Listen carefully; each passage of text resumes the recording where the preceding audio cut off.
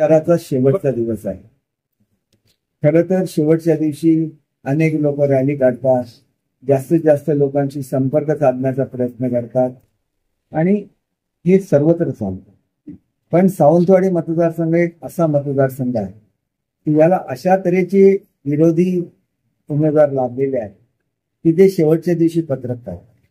शेवटच्या दिवशी पत्रक काढलं म्हणजे काय होतं की त्याचं उत्तर देता येत नाही, बरोबर, आणि उत्तर देता आलं नाही तर लोकांचा गैरसमज होतो. म्हणजे किती नीच पातळीवर राजकारण पोचलेलं आहे. हे आजपर्यंत मी खून करणारे उमेदवार बघितले होते, खुनाचे आरोप असलेले उमेदवार बघितलेले होते, इनएफिशियंट उमेदवार बघितलेले होते, परंतु अशा नीच पातळीवर काम करणारे कॅन्डिडेट मी आजपर्यंत बघितले नाही. आणि त्याच्यामुळे वर्षभर टीका करून संपलं नाही तर मग शेवटच्या दिवशी पत्रक काढायचं आणि हिंमत असेल तर ते स्वतःच्या नावाने काढायला पाहिजे होतं. तर मग आचारसंहितेची केस झाली असती आणि मला असल्याने काहीही परिणाम होत नाही. माझ्यावर सावंतवाडीची जनता प्रेम करते आणि ते प्रेम यत्किंचितही कमी होणार. परंतु अशा तऱ्हेची पत्रकं निघाली तर त्याचं उत्तर हे दिलं पाहिजे, कारण उत्तरं नाही आली तर लोकांचा गैरसमज होतो. याच्यातील काही मुद्द्यांचं मी आपल्याला उत्तर देतो की चष्म्याच्या कारखान्याचं काय झालं. तर चष्म्याचा कारखाना होणार होता कुठे, तर तो वाफोलीला होणार. वाफोलीच्या सगळ्या इंडस्ट्रीज कोणी आणल्या, वाफोलीच्या 100% इंडस्ट्रीज मी आणलेल्या आणि त्याच्यामध्ये माझे मित्र जे पै जाणे आहेत त्यांनी वेगवेगळ्या फॅक्टरीज उभ्या करून त्या ठिकाणी वेगवेगळे उद्योग समूह आणलेले आहेत. त्यातल्या काही फॅक्टरीज त्यांच्या स्वतःच्या मालकीच्या आहेत आणि काही ठिकाणी त्यांनी भाड्याने दिलेले आहेत. त्याच्यापैकी एक चष्म्याचा कारखाना हा त्यांच्याकडे भाड्याने ते घेणार होते. आपल्याला माहिती की सिंधुदुर्गमध्ये वादळ झालं आणि त्याच्यामध्ये त्यांच्या फॅक्टरीची एक शेड जिथं बांधकाम सुरू होतं ती कोसळली आणि ती कोसळल्यामुळे त्याला पुन्हा तयार व्हायला 7 ते 8 महिन्याचा कालावधी लागणार होता.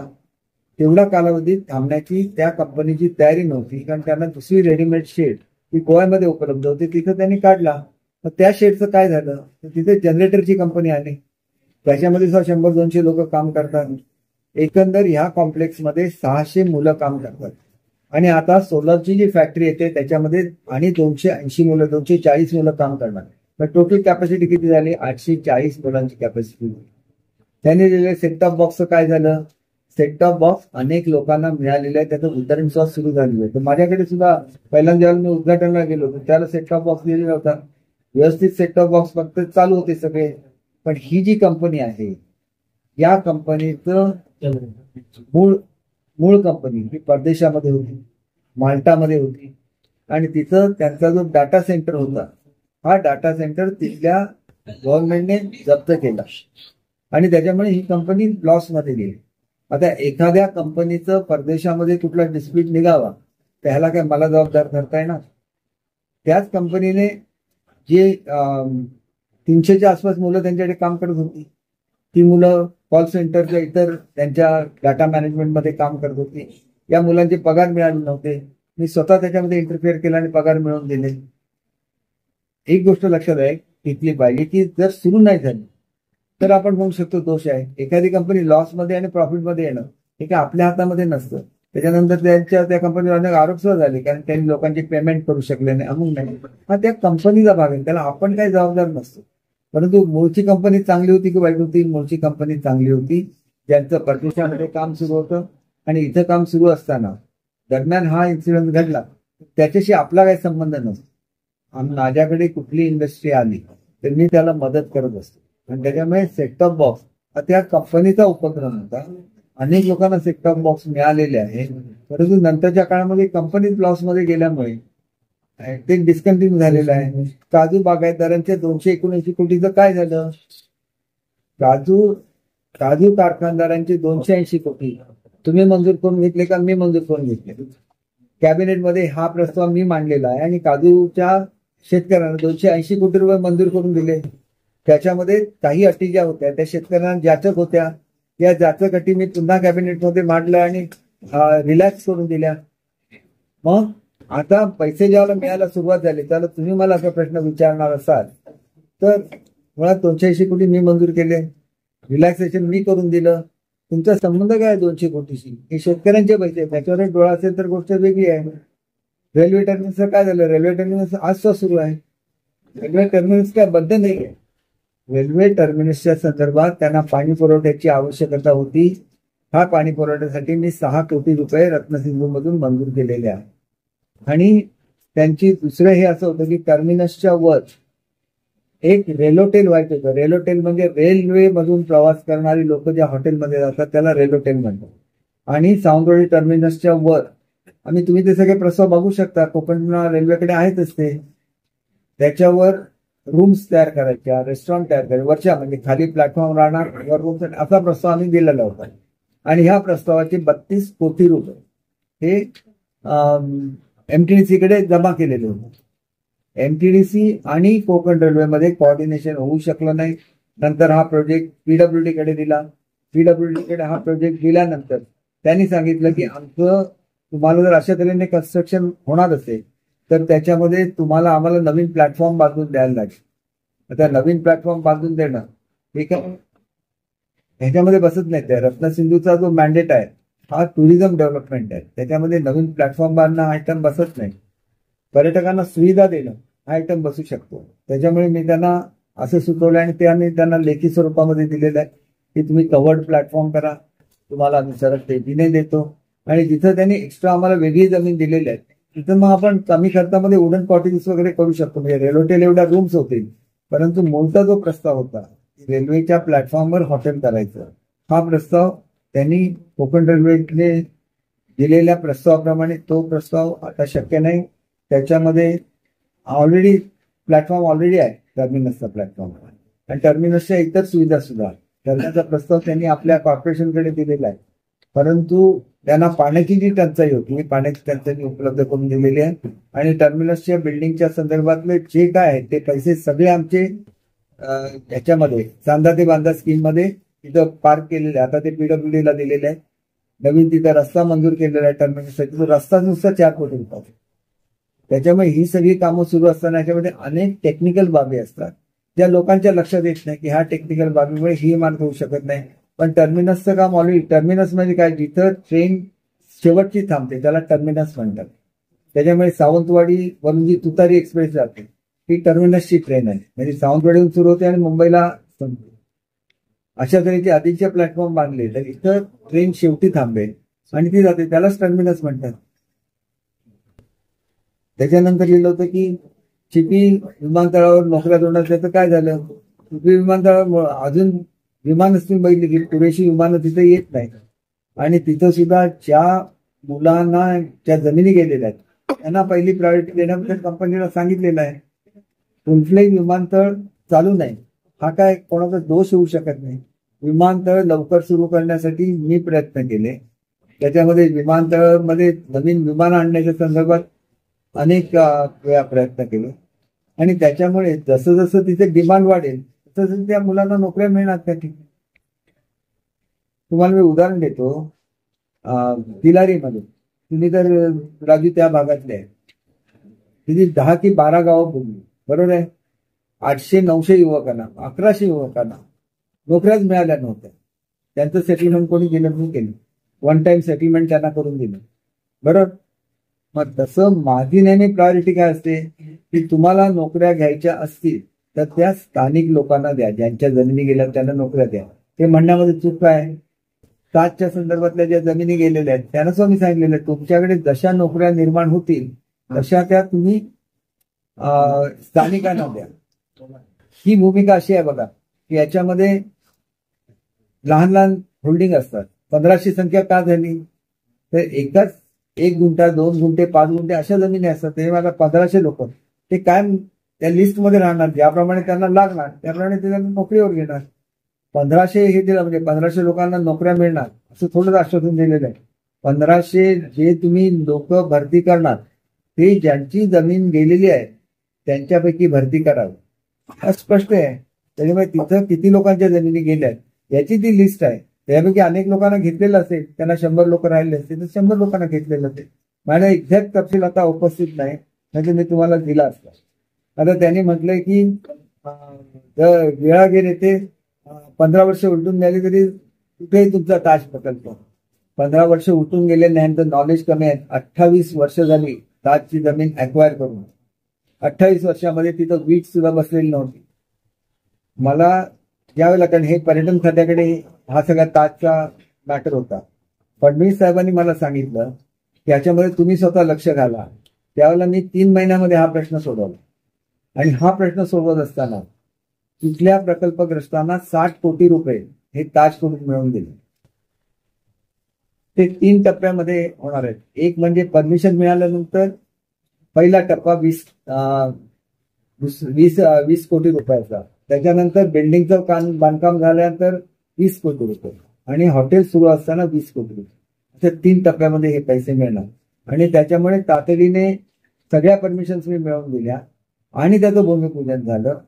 ज्या लोकांना 9 हेक्टर जमीन वगळण्याच्या संदर्भातला जो प्रश्न आहे त्या लोकांना लेखी पत्र दिलेलं आहे की तुमच्या जमिनीमध्ये कुठलंही बांधकाम होणार नाही.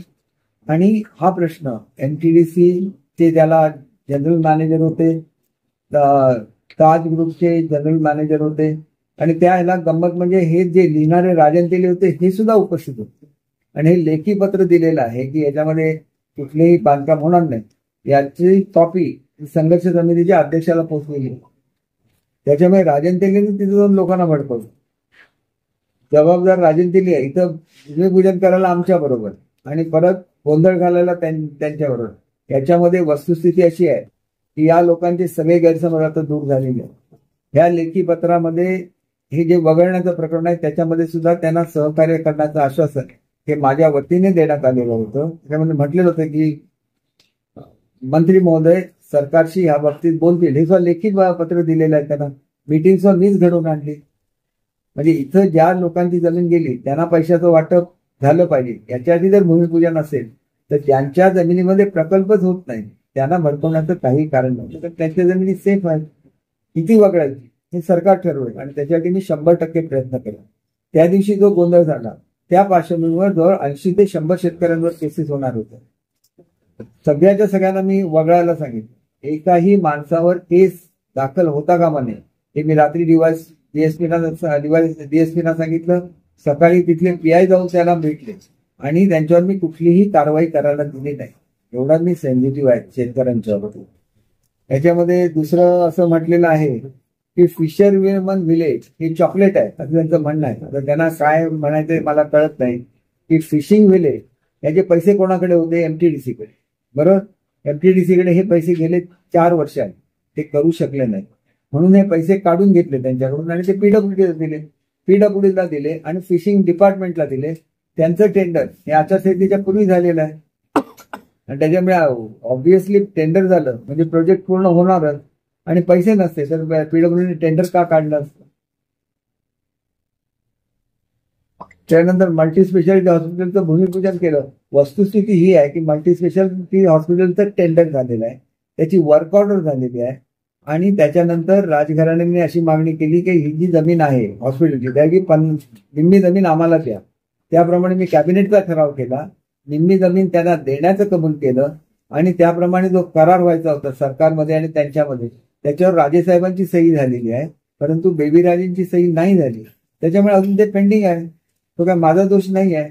ज्या क्षणी त्यांची सही होईल त्या क्षणी मल्टीस्पेशालिटी हॉस्पिटलचं काम सुरू होईल. पैसे काय तुम्ही आणले का? पैसे मीच आणलेले आहेत ना मल्टीस्पेशालिटी हॉस्पिटलचे. त्याच्या आणि मल्टीस्पेशालिटी हॉस्पिटल हे मुळात माझी संकल्पना आहे. एकही मल्टीस्पेशालिटी हॉस्पिटल सिंधुदुर्गमध्ये प्रस्तावित नव्हतं. आमच्या लोकांना बांबोळीला जायला लागतं म्हणून मी मल्टीस्पेशालिटी हॉस्पिटल मंजूर करून घेतलं सिंधुदुर्गसाठी. आणि ह्याच्यामध्ये जो दुसरा भाग असा आहे, जे लोक बांबोळीला जातात ते बांबोळीचं हॉस्पिटल हे मी महात्मा ज्योतिबा फुले खाली रजिस्टर करून घेतलेलं आहे. त्याच्यामुळे तिथं कुठलेही पैसे भरायला लागत नाही. दुसरं KLE हे जे दुसरं मोठं हॉस्पिटल आहे सिंधुदुर्ग पासून जवळ, तिथं सुद्धा महात्मा ज्योतिबा फुले योजना मंजूर करून घेतलेली आहे. त्याच्यामुळे तिथं सुद्धा लोकांना पैसे भरायला लागत नाही. एवढा स्टाफ, एवढे डॉक्टर्स हे छोट्याशा जिल्ह्यामध्ये असणं अवघड असतं आणि त्याच्यामुळे याला पर्याय ही मोठी हॉस्पिटल जसं KLE आहे. KLE 1200 बेडचं हॉस्पिटल आहे. बांबोळी हे सुद्धा 1200 बेडचं हॉस्पिटल आहे आणि त्याच्यामुळे त्याच्यामध्ये महात्मा गांधी योजना कोणी मंजूर करून दिली हे ते लोकांना सांगणार नाही. तुम्हाला प्रश्न विचार, आता मी ज्याला जोडामार चालू मला प्रश्न कसे कळतात? तर आता मी दोडामार्ग तालुक्यामध्ये गेलेलो होतो. त्या ठिकाणी लोकांनी आम्हाला असं सांगितलं की आम्ही अस्पृश्य नावाचं दुसरं एक हॉस्पिटल आहे जे म्हापश्यामध्ये आहे, मग तिथं आम्हाला पाहिजे. मला जर अगोदर सांगितलं होतं तर मी तिथं सुद्धा महात्मा फुले योजना लावली असती. म्हणजे आता मला कळलं की यांना म्हापश्याला सुद्धा ही योजना लावून पाहिजे. तशी रजिस्टर करून मी त्यांना मिळवून देणार. माझ्या मतदारसंघातल्या लोकांची कामं मीच करत असतो, यांचा याच्याशी काही संबंध नसतो. हे यांना कोणी काही किंमत देत नाही. यांचं काम एकच आहे, दीपक केसरकरांनी कुठली योजना मंजूर केली की अगोदर जायचं आणि तिथं नारळ फोडायचे, याच्याशिवाय यांना दुसरं काही येत नाही. आता लिहिलंय की hot air balloon, ropeway, trekking, bungee जम्पिंगचं करणार होता, त्याचं काय झालं?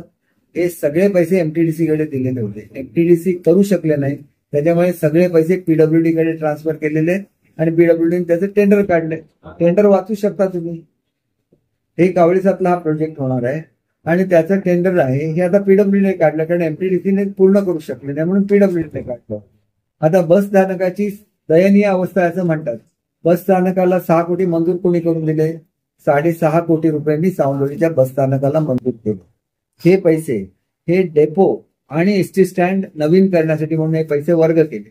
त्याच्याच बरोबर वेंगुर्ल्याला सुद्धा कॉन्क्रिटिंग केलं, बांद्याला कॉन्क्रिटिंग केलं. दोन्ही कामं पूर्ण झालेली. सावंतवाडीचं काम का पूर्ण झालं नाही? तर सावंतवाडीचा एसटी डेपो आणि बस स्टँड अशी 2 कामं होती. त्यापैकी एसटी डेपोचं काम पूर्ण झालंय, परंतु त्या ठिकाणी जो कॉन्ट्रॅक्टर होता त्याला जीएसटी दिले नाही, त्याच्यामुळे त्यांनी काम करायचं थांबवलं. त्याच्यामुळे हा प्रोजेक्ट पेंडिंग राहिला. दरम्यानच्या काळामध्ये एसटीने नवीन पॉलिसी काढली की बीओटीवर मोठे स्टँड बांधता येतात. आता हे हायवेवरचं स्टँड आहे, जसं कणकवलीचं आहे, त्यामुळे कणकवलीचं बीओटीचं टेंडर निघालेलं आहे आणि सावंतवाडीचं बीओटीचं टेंडर, याचे डॉक्युमेंट तयार करून ते हेड ऑफिसला गेलेले आहेत आणि लवकरच त्याचं सुद्धा बीओटीवर टेंडर निघणार. त्यामुळे तिथं 6 कोटीचं काम होणार होतं, तिथं 50 कोटीचं पेक्षा जास्त किमतीचं काम तिथं होऊ शकतं. ही वस्तुस्थिती आहे. आता या ठिकाणी म्हटलं की टॉय ट्रेनचं काय झालं? सगळे प्रश्न एकाच ह्याच्या संदर्भातले, ते एमटीडीसीच्या संदर्भातले. की एमटीडीसी टॉय ट्रेन बनवू शकली नाही. त्याला खरीतरी टॉय ट्रेन नाहीये, ती ह्याच्यामध्ये जाणारी आहे, मोनोरेल आहे. ती मोनोरेलचे पैसे हे आता, अरे तिथं बोलू नका सांगा, मोनोरेलचे पैसे हे आता सावंतवाडी म्युन्सिपाल्टीकडे वर्ग करण्यात आलेले आहे आणि सावंतवाडी म्युन्सिपाल्टी त्याचे टेंडर काढणार. एमटीडीसी कडे स्वतःचा स्टाफ फार कमी आहे, त्याच्यामुळे आम्ही त्यांच्याकडे वर्ग केलेली कुठलीही कामं ते करू शकले नाही. त्याच्यामुळे जवळजवळ सगळे पैसे ते त्यांच्याकडून परत घेतलेले आहेत आणि ते पीडब्ल्यूडीला दिले आहेत. त्याच्यामुळे पीडब्ल्यूडी एखाद्या वर्षामध्ये ही सगळी कामं पूर्ण करू शकेल, कारण पीडब्ल्यूडी कडे आवश्यक ते इंजिनियर्स आहेत, त्यांच्याकडे इंजिनियर्स नाहीत. आणि म्हटलं की बांद्याचं क्रीडांगण तुम्ही का शिफ्ट केलं? बांद्याला क्रीडांगण कधीच मंजूर होतं. क्रीडांगण मंजूर होतं सावंतवाडीला. सावंतवाडीला मध्यंतरी एक आमचे हे होते नगराध्यक्ष, ते वेगवेगळ्या अटी घालत होते ज्या शासनाच्या नियमामध्ये बसत नव्हत्या, त्याच्यामुळे ते पेंडिंग होतं. त्याच्यामुळे इथं न करता ते बांद्याला करावं असं बांद्याच्या लोकांची मागणी होती. परंतु तालुका कुठला आहे? सावंतवाडी. बांद्याला मी नवीन क्रीडा केंद्र मंजूर करून दिलेलं आहे, त्याचं नाव नमो क्रीडा केंद्र असं आहे आणि त्याला पैसे सुद्धा जिल्हा नियोजन मंडळातून मंजूर केलेले आहेत. सावंतवाडीला सुद्धा क्रीडा संकुलाचं काम आहे आणि लवकरच क्रीडा संकुलाचं काम बांद्याला सुद्धा सुरू होणार आहे आणि त्याच्यामुळे असंच काम हे वेंगुर्ल्यामध्ये पूर्ण झालेलं आहे आणि दोडामार्गचं काम चालू आहे.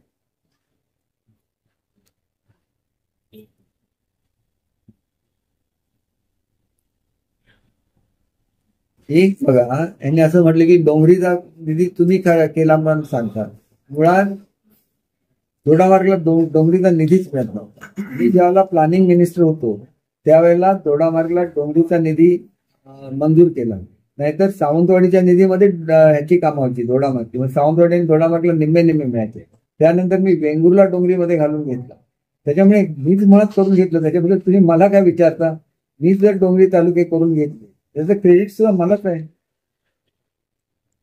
आता याच्यात म्हटलं की मागच्या वेळेला तुम्ही वनमंत्री होता, मोरले हत्ती प्रश्न का सुटला नाही? मी मुळात वनमंत्री कधी म्हणत, हे काढणाऱ्या माणसाचं डोकं तपासलं पाहिजे. त्या ठिकाणी आपण बघा अॅनिमल कन्झर्वेशन एरिया मंजूर केला तुम्हाला सगळ्यांना माहिती आहे आणि त्याच्यामुळे हे हत्ती त्या कन्झर्वेशन एरियामध्ये टाकले जाणार आणि मग तिथला हत्तीचा प्रश्न सुटणार आहे. ठीक आहे, आपोआप. आता इथं तिलारी धरणाचे पाणी गोवा राज्य तसे तिकडे जवळ असलेल्या पोखरल, पिकोळे, झरेबांबर, वजरे, आंबडगाव, माटण्याला का पोचलं नाही असं ते विचारतात. इथं मुळात पाणी जाण्यासाठी जो मास्टर प्लॅन आहे तो मी तयार करून घेतला सिंधू रत्नागिरी.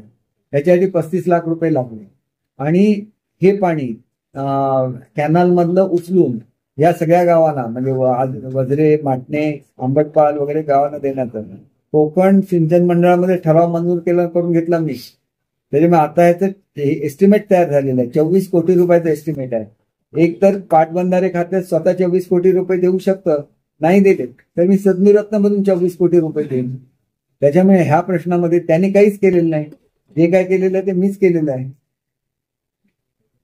सोसायटीमध्ये वाटत्या लँड माफिया. आता लँड माफिया हा कसा आहे, लँड माफिया एक तर इथं सुद्धा उभा आहे लँड माफिया. मला माहिती आहे सासोलीला लँड माफिया की नाही मला माहिती नाही, पण सासोलीमध्ये शेतकऱ्यांचा जो प्रश्न आहे तो शेतकऱ्यांनी मला सांगितलेला आहे. लवकर मी त्याची मीटिंग घेईन आणि तिथला प्रश्न सोडवेन. आता 1500 कोटीचा ग्रीन हायड्रोजन प्रकल्प याच्याबद्दल विचारलं होतं. आता मुळात असं आहे की ग्रीन हायड्रोजनच्या प्रकल्पासाठी कोणीतरी जागा मागितली तर मी त्यांना दाखवायला जाणारच ना. झाला तर चांगलं आहे, नाही झाला तर त्याला मी कसा जबाबदार असतो.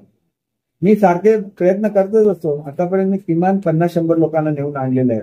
प्रत्येक जण आला की म्हणतो आडाईला चला काहीतरी तयार करा. आणि बाकीचे पॉलिटिकल प्रश्न आहे त्याची काही उत्तरं देत नाही. आधी राष्ट्रवादीतून सोडून द्यायचं का सोडून द्या. त्यांनी म्हटले कोल्हापूरचे पालकमंत्री असताना इथल्या असंख्य देवस्थानाचा प्रश्न का सुटले नाही. गंमत अशी आहे की माझ्याकडे जो प्रश्न येतो तो मी सोडवतो. मी काय कोल्हापूरचा पालकमंत्री असलं म्हणजे देवस्थान कमिटीचा चेअरमन वगैरे काय नसतो. माझ्याकडे एखादं देवस्थान आलं की मी त्यांना जिल्हाधिकाऱ्यांना फोन करतो आणि त्यांचे प्रश्न सोडवायला सांगतो. कोल्हापूरचा मी पालकमंत्री होतो म्हणून सिंधुदुर्गमधल्या रस्त्यांना जी वनजमीन लागणार होती पर्यायी जमीन ती मी कोल्हापूरमधून दिली होती. म्हणजे मी कोल्हापूरचा फायदा पालकमंत्री असलेला फायदा कोणाला झालेला आहे, सिंधुदुर्ग जिल्ह्याला झालेला. आता एक झाड तोडल्यानंतर 50,000 दंड हा काय तुम्ही एक गोष्ट लक्षात घ्या, हा जनरल संपूर्ण महाराष्ट्राचा विषय. आणि कॅबिनेटमध्ये मी ह्या गोष्टीला विरोध केलेला होता. त्यावेळेला मला असं सांगण्यात आलेलं आहे की त्याच्यामध्ये या 17 झाडांना फक्त हा दंड आहे, सगळ्या झाडांना नाही. आणि 17 झाडापैकी तुमच्या भागामध्ये जी झाड आहेत त्याची तुम्ही लिस्ट द्या, ते झाड त्याच्यातून वगळण्यात येईल असं मला कॅबिनेटमध्ये आश्वासन देण्यात आलेलं होतं. मी इथल्या लोकांकडून झाडांची लिस्ट मागवली. त्याच्यामध्ये सागवानची झाडं सुद्धा होती. सागवानला त्यांनी मान्यता दिली नाही. त्याच्यामुळे पुन्हा मी त्यांच्याकडून लिस्ट मागवलेली आहे. ती आल्यानंतर ठराविक ती व्हरायटी आहे ती वगळण्यात येईल. इथल्या लोकांचा तो प्रश्न सुटून जाईल, त्यांना काही दंड वगैरे होणार नाही. त्याच्यानंतर असं म्हटलेलं आहे की जिंदाल आणि त्यांचं मायनिंग सुरू करण्याच्या माझा हात आहे. याचा प्रश्नच उद्भवत नाही. मी स्पष्ट शब्दात सांगितलेलं आहे की त्या एरियामध्ये मायनिंग करायला माझा कुठलाही सपोर्ट नाही. कुठल्या भागामध्ये व्हावं आणि कुठल्या भागामध्ये होऊ नये हे त्या ग्रामपंचायतीने तिथल्या लोकांनी ठरवावं. लोकांना जे नको ते मी कधीही या भागामध्ये यायला देईल. म्हणजे मोठी लिस्ट त्यांनी काढून दिलेली आहे. असं म्हणलं की तुम्ही शिक्षण मंत्री असताना सुद्धा बऱ्याच गावांमध्ये 0 शिक्षकी शाळा झालेल्या आहेत. असं काही नसतं. 0 शिक्षकांची मुलं असतात. अनेक ठिकाणी 0 झालेलं आहे. काही ठिकाणी 5 मुलं असतात, काही ठिकाणी 10 मुलं असतात. तरी ह्या शाळा सुरू आहेत. केवळ मी तिथं आहे म्हणून या शाळा सुरू आहेत, नाहीतरी शाळा कधीच बंद होऊन गेल्या असतात. त्याच्यानंतर तुम्ही म्हटलेलं आहे की मागच्या निवडणुकीपेक्षा माझी संपत्ती दुप्पट झाली. काय सिंधुदुर्गमध्ये जमिनीचे भाव वाढत असतात, संपत्ती दुप्पट झाली नाही. जमिनीचे रेट दुप्पट झालेले आहेत सिंधुदुर्गमध्ये. आणि मी एकमेव आमदार आहे महाराष्ट्रातला की ज्याच्या नावावरच्या जमिनी कमी झालेल्या आहेत. याच्या मागच्या इलेक्शनला मी 2 जमिनी विकलेल्या होत्या, या इलेक्शनला 2 जमिनी विकलेल्या होत्या. आणि त्याचा तपशील एवढ्या 4 जमिनी विकून सुद्धा माझ्या जमिनीची किंमत एवढी होते कारण मी 3ऱ्या पिढ्याची श्रीमंती आहे. मी नाही जमिनी घेतल्या, माझ्या आजोबांनी घेतलेल्या, वडिलांनी घेतलेल्या आहेत. आणि त्याच्यामुळे ती जी श्रीमंती आहे ती आमची वडिलोपार्जित आहे. ते काय राजकारणातून आलेली नाही किंवा मी कुठलीही नवीन जमीन खरेदी केलेली नाही, हे त्यांनी लक्षात ठेवावं. आणि आता म्हटलं ना रोजगार दिला ना आरोग्याची काळजी घेतली. सावंतवाडीला जे इक्विपमेंट आहेत ना त्या एवढ्या छोट्या शहरामध्ये कुठेही एवढ्या इक्विपमेंट लागतात. आज सुद्धा सावंतवाडीमध्ये जे जे इक्विपमेंट लागतं प्रत्येक इक्विपमेंट मी आणलेलं आहे. वेंगुर्ल्याला कॅन्डी डिस्पेन्सरी होती, त्याच्यावरती नवीन हॉस्पिटल बांधलं. दोडामार्गला त्या ठिकाणी आरोग्याची समस्या आहे म्हणून तिथं एक हॉस्पिटल असताना सुद्धा त्या ठिकाणी नवीन हॉस्पिटल बांधलं. सातत्याने मी या ठिकाणी आता मल्टीस्पेशालिटी हॉस्पिटलचा मीच मंजूर केली होती. तेव्हा आरोग्याची काळजी घेतली जात नाही. हा एक मोठा जोक आहे, कारण सिंधुदुर्ग जिल्ह्याचा अंतर्भाव हा केंद्राच्या स्कीम मध्ये करण्यासाठी मी पुढाकार घेतलेला होता, ज्याला दीपक सावंत साहेब आरोग्य मंत्री होते. त्याच्यामुळे आमच्या सगळ्या पीएचसी दुरुस्त झालेल्या आहेत, तर आमची सगळी ग्रामीण आरोग्य केंद्र दुरुस्त झालेली आहेत. असं दुसरीकडे कुठेही नाही आहे, हे त्यांनी लक्षात ठेवलं पाहिजे.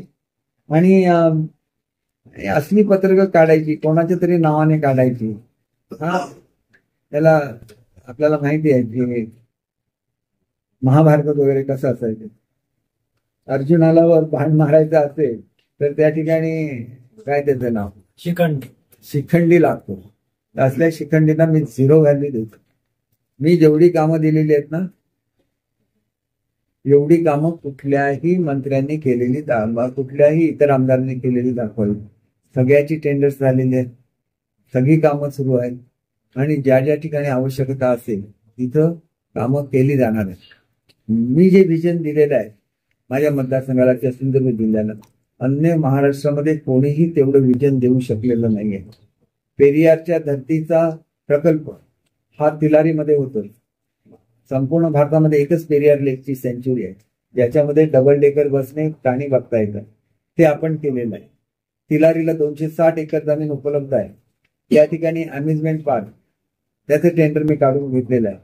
आंबोलीला मेननच्या ताब्यातली जमीन मी मेननला कन्व्हिन्स करून शासनाच्या नावाने करून घेतली.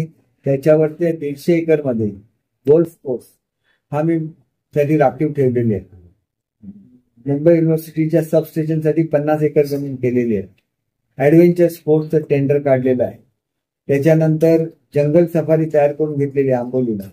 आंबोलीला धबधब्यांचं एक चेन तयार केलेली आहे की ज्याच्यामध्ये धबधबे आता तयार आहेत, परंतु काही किरकोळ बाबी तयार झाल्यामध्ये त्याचं उद्घाटन व्हायचं आहे. परंतु पूर्वी एकच धबधबा होता, त्याच्यावर 3 लाख पर्यटक होते.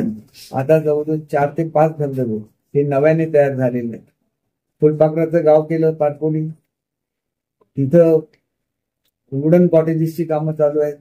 तिथून त्या धबधब्याला जोडणारे पायवाटेचं काम चालू आहे. तिथल्या लोकांच्या घरामध्ये बेड अँड ब्रेकफास्ट स्कीम करण्यात आलेली आहे. तसंच त्याच्यात थोडं तुम्ही पुढे आलात तर शिरशिंगे धरण बंद पडलेलं होतं. शिरशिंगे धरण नव्याने त्याला 600 कोटी रुपयाला मान्यता मिळाली आहे. तिथे एक पर्यटन क्षेत्र होईल. तिथल्या 8 गावांना मुबलक पाणी मिळेल. त्याच्या बाजूला तुम्ही गेलात तर उडेलीला नवीन धरणाचं काम सुरू आहे. त्याच्या पुढे आलात तर वेल्ल्याला नवीन धरणाचं काम सुरू आहे. त्याच्यामधून पुढे आलात तर माझगावला नवीन धरणाचं काम सुरू आहे. सावंतवाडीला अनेक नवीन प्रोजेक्ट दिलेले आहेत, ज्याच्यामध्ये योगा सेंटरचा प्रोजेक्ट आहे. त्याच्यानंतर म्युझियम आहे. आपल्याकडच्या लाकडी खेळण्याचं संवर्धन करण्यासाठी म्युझियम मंजूर आहे सावंतवाडीला. 50 कोटीची पाणी पुरवठ्याची स्कीम मंजूर आहे. त्याच्या पुढे माझगावला आलात तर माझगावला धरणाचं काम चालू आहे. त्याच्या तुम्ही थोडंसं पुढे गेलात तर फुकेरीला धरणाचं काम चालू आहे. म्हणजे असंख्य कामं चालू आहेत, एक पण दोन नाही. प्रत्येक ठिकाणी जर तुम्ही त्याच्या पुढे अरुंद्याला गेलात तर अरुंद्याला मॅनग्राव बोर्डवॉक आहे, 24 कोटी रुपयाचं काम आहे. बॅकयार्ड मध्ये, बॅकवॉटर मध्ये त्या ठिकाणी हाऊस बोटचे टेंडर काढलेले आहे. हॉप अँड हॉप बोटचं टेंडर काढलेलं आहे. अनेक ठिकाणी तुम्ही त्याच्या पुढे गेलात तर आरोलीला 5 स्टार हॉटेलचं उद्घाटन झालेलं आहे. चोरड्यामध्ये ताजच्या हॉटेलचं प्रोजेक्ट चालू आहे. त्याच्या पुढे वेंगुर्ल्यामध्ये गेलात तर वेंगुर्ल्याला फिशिंग विलेजचं काम चालू आहे. तिथे अॅग्रो टुरिझमचं काम पूर्ण झालेलं आहे. त्याच्यात तुम्ही आणि थोडं पुढे गेलात तर त्या ठिकाणी भोगवेला परत बॅकवॉटरचं काम चालू आहे. म्हणजे त्या ठिकाणी हॉप अँड हॉप बोट आणि तशाच परत हाऊस बोटची कामं चालू आहेत. त्याच्या अलीकडे जर तुम्ही आलात तर किल्ले निवेतीला नवीन प्रोजेक्ट मंजूर झालेला आहे. आणि ह्या संपूर्ण बेल्टमध्ये आपल्याला ज्याला फिश फार्मिंग म्हणतात, त्या फिश फार्मिंगचे अनेक प्रोजेक्ट येऊ घातलेले आहेत. त्याच्यासाठी लागणारी मल्टी स्पेशालिटी हॅचरी जी जवळजवळ 100 कोटी रुपयाची आहे, त्याचं काम वेंगुर्ल्याला चालू झालेलं आहे. त्याच्या सगळ्या CRZ क्लिअरन्स आलेले आहेत. 1 आणि 2 शेकडो कामं चालू आहेत. इथं आंबोलीच्या धबधब्याची नुसती कामं चालू आहेत असं नाही. तिथं नापणेवाला धबधब्याचं काम चालू आहे, शिवडावला धबधब्याचं काम चालू आहे. आणि ही सगळी विजन घेऊन आपल्याला पुढे जायला लागतं. काजूच्या संदर्भातली माझी वेगळी विजन आहे, ज्याच्यामध्ये काजूच्या रसावर प्रक्रिया करण्याचे मी फॅसिलिटीज करून दिलेल्या आहेत. युनिव्हर्सिटीचा रस विकत घेते, अशा आंब्याच्या संदर्भातल्या योजना आहेत. प्रत्येक गोष्टीच्या संदर्भातल्या योजना. दोडामार्गमध्ये हळदीचं लागवड चालू आहे, तसंच सिल्कची लागवड सुरू आहे. हे एंडलेस लिस्ट आहे, त्यांना हे कळूच शकत नाही असं काय असू शकतं. महिलांसाठी वेगवेगळ्या स्कीम आहेत, कोंबड्यांची स्कीम आहे, गायींची स्कीम आहे, शेळी मेंढीच्या स्कीम आहेत, फॉयरच्या स्कीम आहेत. असंख्य कामं ही मंजूर केलेली आहे. त्याच्यामुळे मी बोलायला लागलो तर म्हणा आणि 2 तास बोलायला, हे असं काहीतरी चिटोरं काढायचं आणि माझी किंमत करायची असं नाही. आणि तो कोणीतरी दुसरा एक वेडा मनुष्य आहे मुंबईचा, तो रोज माझ्यावर काहीतरी लिहित होता म्हणून त्याला अटक केली. अटक करून पोलीस 6 महिने जेलमध्ये होता. आता ह्यांनी त्यांच्याकडून काहीतरी लिहून घेतलं असं मला कळलं, तर त्याने कोर्टामध्ये लिहून दिलेलं आहे. काय लिहून दिलंय की मी दीपक केसरकरांच्या विरुद्ध एकही काय लिहिणार, बरोबर. आणि हे आता यांच्यावर केस होईल की नाही, आणि आचारसंहितेची केस त्यांच्यावर होईल. ते काय करतात, आपल्या नावाने काढत नाही, कुठल्यातरी फालतू लोकांच्या नावाने काढतात. आणि त्याचं कोर्टामध्ये अंडरटेकिंग आहे की माझ्या विरुद्ध काय लिहिणार नाही. अशा विकृत लोकांना घेऊन हे काय इलेक्शन म्हणायचं काय ना. याला खरं तर बंदी घातली पाहिजे इलेक्शन करण्याला आपल्या लोकांना. त्यांच्या मुलांना बंदी घातली पाहिजे, ते बॅनर लावायला आणि ते बोर्ड लावायला. तर थोडंसं माझ्या रॅलीला जायला मला उशीर झाला. मला खरं तर रॅलीमध्ये गेलो तर अधिक लोकांना भेटू शकतो, पण अशा विकृत पत्रकं येतात आणि त्याची उत्तर द्यायला ज्याला वेळ मिळत नाही त्याला तुम्हाला अशी लांब लचक मुलाखत द्यायला लागते. तुम्ही काय आपली लांब लचक लिहिले तुम्ही 30 मुद्दे लिहिले, 30 मुद्द्याच्या 30 मिनिटं तर लागणार. एका मुद्द्याला 1 मिनिट. संजोगडे द्यायला पाहिजे 3 मिनिटाचा चिरफाड केले. मी काय करणार आहे, मी आहे पक्षाचा प्रवक्ता, बरोबर आहे की नाही. आणि माझा प्रवक्ता संजू त्यांच्या पुढची आता प्रेस संजू घेणार, पण आम्हाला दोघांना आता रॅलीला गेलं पाहिजे. मी तुम्हाला सांगतो, असल्या फालतू लोकांशी म्हणजे हे काय राजकारणामध्ये अशी लोक कधी यावी मला असं वाटत नाही. इतर लोकांचं काय बोलण्याची सोयच नाहीये, परंतु राजकारणाची ही पद्धत नसते. अशा रकाने 30 मुद्दे घालून पत्रक काढायचे आणि शेवटच्या दिवशी पत्रक वाटायची, हे त्या माणसाची क्वालिटी दाखव की माणसं कशी आहेत हे प्रदर्शन झालं.